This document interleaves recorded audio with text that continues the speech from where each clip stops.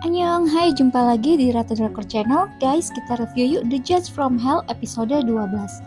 Polisi membicarakan korban yang berada dalam mobil Jong Sun Ho namun sulit diidentifikasi.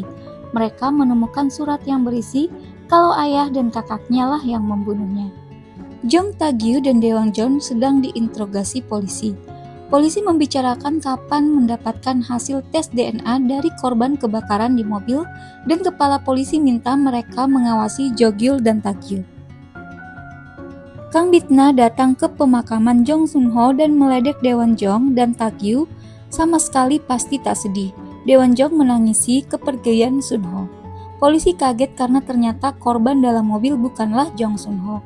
Dan ternyata Jong Sun Ho masih hidup dan ia akan menyerahkan diri ke polisi. Daewon Jeon diberitahu asistennya kalau Sun Ho datang ke kantor polisi.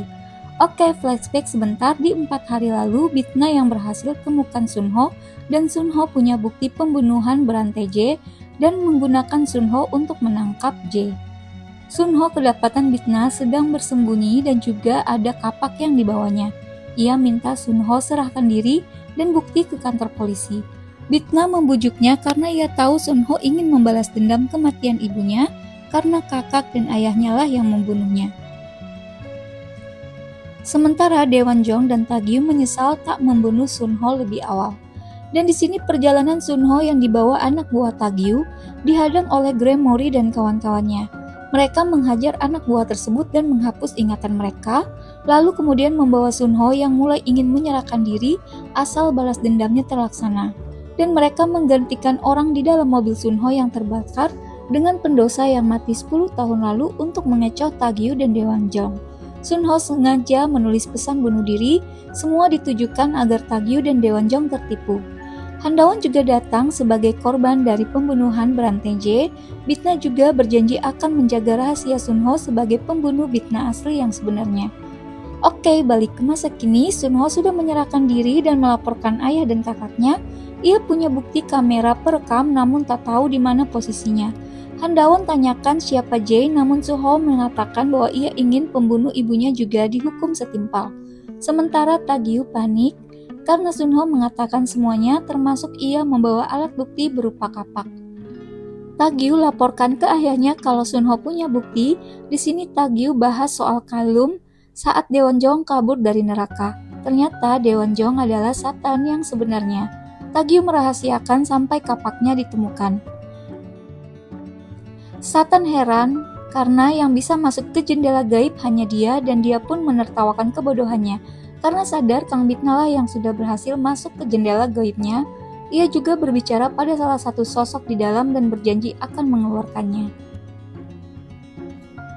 Ia lalu memberitahu kalau kapak tidak ada dan Bitna adalah pelakunya.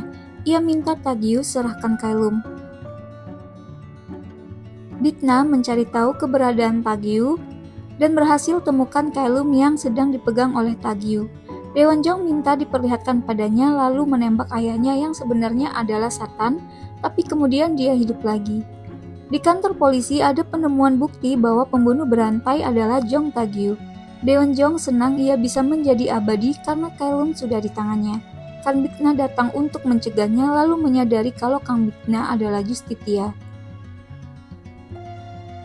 Ia lalu ceritakan 26 tahun lalu saat ia kabur dari neraka, lalu mengetahui kalau sifat Tak-gyu ini haus darah dan memanfaatkannya.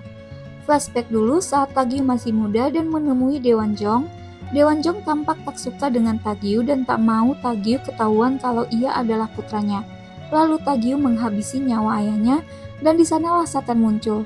Ia mau mengabulkan kemauan Tak-gyu asal Tak-gyu membunuh orang untuknya dan juga membawakannya Kailum, dan sebagai gantinya Satan mau menjadikannya kaya raya asal bekerja sama. Ia lalu masuk ke dalam tubuh Daewon Jeon. Pembunuhan pertamanya bahkan ketahuan oleh istrinya. Bitna ingin membawa Satan ke Bael lalu Satan memanipulasi Bitna. Ia membawa Bitna ke pernikahannya dengan Daon dan lalu membangkitkan istrinya yang kemudian menyerang Bitna. Bitna tentu saja berhasil selamat. Ia kembali menyerang setan.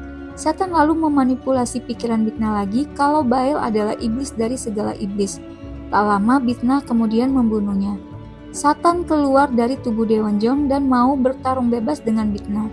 Bitna tentu saja menang dan ia pun berhasil menghabisi setan.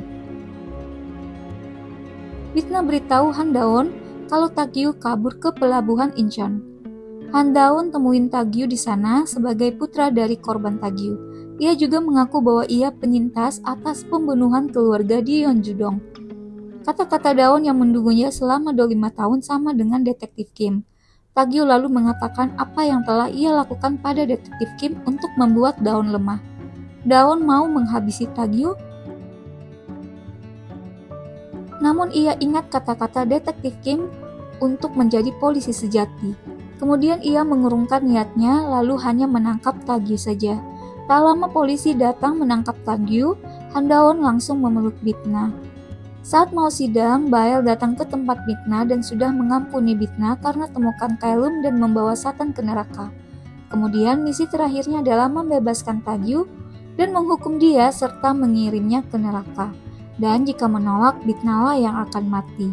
Bitna kemudian mengumumkan kalau sidang hari tersebut ditiadakan. Oke guys, itu dia review The Jade from Hell episode 12. Ketemu di next video. Thank you.